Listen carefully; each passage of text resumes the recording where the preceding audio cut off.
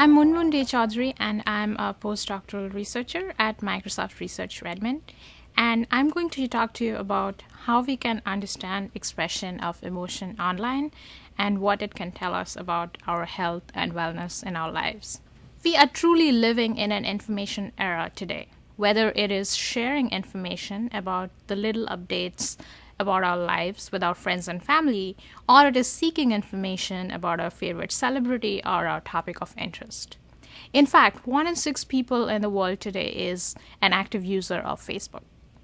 As we constantly usher into these very information-rich environments, what is happening is that online presence is constantly becoming a part of our lives. So much so that it is probably affecting the way we frame our relationships or the manner in which we interact, act, or emote. In the midst of these developments, it has enabled computer scientists to grab a lot of challenges and opportunities around how do we share such huge repositories of data, or how do we build models to analyze them. On the other hand, it has enabled social scientists to have a totally new lens which they can use to understand people and their activities on the internet. In the midst of these two fields and the exciting set of opportunities, a new area of research has been emerging, and that's called computational social science. As you would have guessed, computational social science combines computer science and social science into improving our understanding of people and their behavior. In the last few years, a growing body of work has been emerging in order to understand various aspects of our activity on the internet. For example, what kind of social roles do we play? How do we influence each other? How does information spread from one person to another? How groups form, or how do we measure the strength of our relationships with our friends and our audiences? At the same time, a lot of research has been emerging in order to understand the role of the web and different social platforms in particular around a variety of real-world problems. For example, crisis management, breaking news event reporting in journalism, understanding emotion during political events or elections, or the diffusion of information for viral marketing. My research in this space has been to understand how we can make sense of people's behavior. And it sits at the nexus of 3 different areas. First of all, social sciences. Secondly, data mining. And third, computer-human interaction. I've been asking questions such as how do we spread information online? How do groups form? Or how do we measure the expression of our emotion online? In order to answer those questions, I have been using several data mining techniques. For example, I have been building predictive models as well as analytical tools in order to make sense of our behavior, whether at the individual level or at the level of a population. My end goal is often to help the user, whether it is a single user or a society as a whole, in order to improve their experience of using the internet.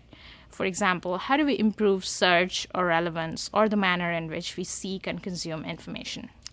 On one hand, while this has helped us understand and answer several fundamental aspects of human behavior, an outstanding question that always remains and is asked is, how can such research truly help us improve the world in a way that it can improve the quality of our life and maybe help us become more responsible individuals in terms of our health and wellness? A fundamental way of how our health and wellness is measured is how we experience and express emotion. In the previous several decades, a lot of work has been emerging in the psychology literature in order to understand the expression of human emotion. The picture that you see on the slide, it shows human emotions as characterized across 6 different feelings, such as anger, happiness, sadness, surprise, and so forth. An interesting finding of this body of research was that these expressions of emotions were found to be fairly consistent across different types of people, geography, culture, and so forth. Fast forwarding to the present day. On the internet, we often turn to different kinds of social tools in terms of how we express emotions around a variety of topics, events, and happenings. One such tool or platform that we use is called Twitter. Twitter is a social media tool that enables users share postings of 140 character in length. A fundamental and very common aspect that we often talk about Twitter is that the way we use Twitter during really big global community-centric events. For example, the Arab Spring riots or the presidential elections or the earthquakes in Haiti. Another not so talked about but very core aspect of Twitter is that we often turn to these platforms in order to share information about very personal happenings in our lives. For example, the birth of a child, the death of a loved one, move to a new place, graduation, or even meeting with a traumatic accident. People often turn to these different social media streams because they want to share their happiness and joy with their audiences. On the other hand, some people might choose to go to these platforms in order to share their negative experiences because maybe they are seeking out for social support or other kinds of consolation. So in a sense, what we are observing is that social media tools like Twitter and Facebook can act as some sort of a window into understanding our behavior around these very big life events. And why would that be interesting and useful? Because potentially, maybe the understanding of such behavior on these platforms can help us identify concerns in our behavior or behavioral health in particular. And maybe it can enable us to take appropriate action if things are out of the ordinary. In this talk, we are going to take the example of one particular life event which is important for several of us, and that's the birth of a child. We are going to look at the activity of new mothers on the social media platform Twitter and see how that can tell us about the manner in which these mothers change in their behavior during the postnatal period.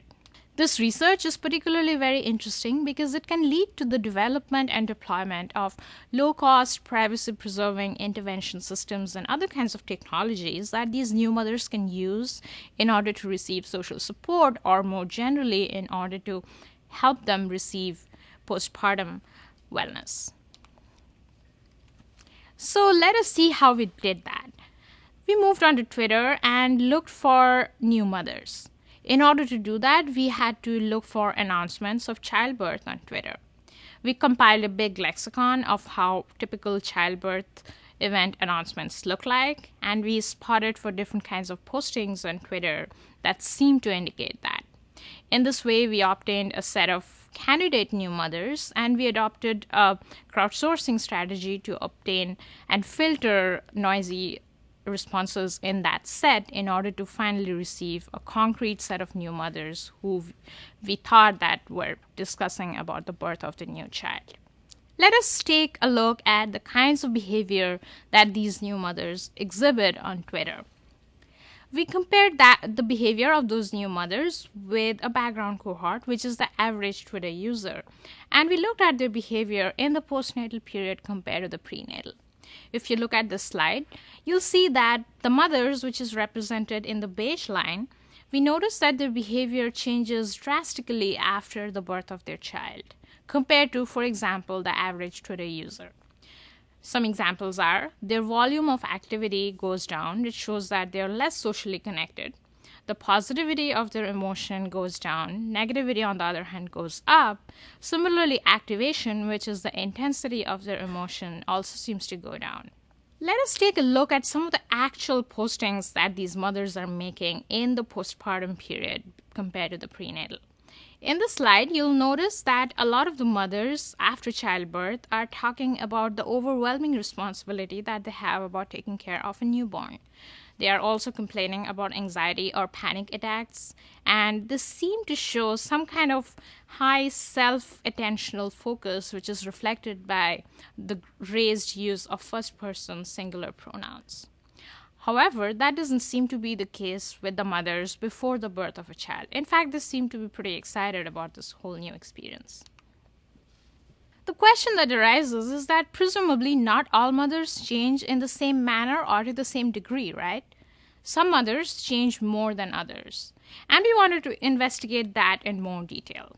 This could be particularly useful because then maybe we'll be able to spot some kind of concerns or other kinds of disorders that may be associated with the behavior of certain new mothers and provide them with an opportunity which they can use to improve their health and wellness in postpartum. The pictures that you see on the slide show the individual level comparisons, and what we notice is that indeed our hypothesis is true, that some mothers are changing more in the postpartum period compared to the prenatal period and with respect to most of the other mothers, which is shown in the darker squares that you see on the right side of the white line in this picture compared to on the left side. If we look at the kinds of language and the words that these mothers who are changing to a large extent are showing, we'll notice a lot of them are actually emotional in nature. In fact, a lot of the negative emotion words that they're using seems to go up in the postpartum period, whereas a lot of the positive words seem to go down. However, that doesn't seem to be the case with the background cohort, which is the average Twitter user you see on the left side of the table, or the mothers with small effect size changes, that is, the mothers who only change by a little bit. So what are the implications of this research? We have been able to identify about 14 to 15% mothers who changed in a really extreme fashion. For example, their volume of activity went down, the negativity of their emotions went up, whereas positivity went down. Activation seems to go down, so did the dominance or the controlling power of emotion. And they seemed to show more self-attentional focus. What was interesting was that a lot of these changes were fairly consistent in the postpartum period, which spanned over 3 to 5 months on Twitter. The other interesting implication is that the 14 to 15% mothers that we identified showing extreme behavioral changes, they seem to align with the reported statistics by the CDC on postpartum depression in the United States. So in a sense, what we believe and imagine is that this kind of analysis of emotion and behavior of people, in particular new mothers, on different social media platforms and online in general, can help us understand and develop unobtrusive diagnostic measures of behavioral disorders, such as postpartum depression in this case. And hopefully, these can lead to the development of intervention programs and other smart technologies. And it is not just limited to postpartum depression. We believe that through the understanding of emotional behavior online, we will be able to make an impact, track, and understand a variety of other affective disorders in populations and people. For example, bipolar disorder, post-traumatic stress disorder that a lot of the troops after they're back from deployment suffer from, or more climate and geography related disorders such as seasonal affective disorder. And affective disorders are such a huge concern today in public health. They affect more than 20 million Americans every year and are also responsible for the more than 30,000 suicides that happen due to depression every year in the US. So being able to develop technologies and other kinds of predictive measures of these disorders based on people's activity online can truly help us maybe understand, track, and even reduce the incidence and prevalence of these diseases in populations. We envision the future to have several smart intervention programs and early warning systems that makes people more aware of their emotional behavior and letting them help themselves in a way that they can reflect on their behavior, reach out for social support, or even go to a doctor. One such smart intervention program that we have developed at Microsoft is called Moon Phrases. Moon Phrases comes as a web app as well as an app for the Windows Phone 8, as you can see on the picture. What it does, it helps people reflect on their own emotional behavior as manifested online in a completely private manner. We use the analogy of the moon. As you can see on the slide, the fuller the moon is, the more positive the person is. So in a way, it lets you track the trends of people's behavior and emotion over days, over months, and years. And if there is something out of the ordinary, maybe it can help the people figure out that something may be wrong and reach out and get proper and timely assistance on that. The opportunities are just not related to healthcare or behavioral health. We believe that the understanding of human behavior on the internet and social media platforms in particular can impact our health and wellness along a variety of other dimensions, be it social, economic, or political prosperity. On the finance and economics front, we are also working on a research project right now, which helps us understand and track people's emotions around different financial and economic happenings. In the politics front, we already know the important role that is played by social media tools and platforms in order to understand people's emotions and opinions around a variety of different political events, happenings, or issues. And understanding and tapping on people's emotions in this manner can have huge potential in how we devise our reforms for the society and our governments.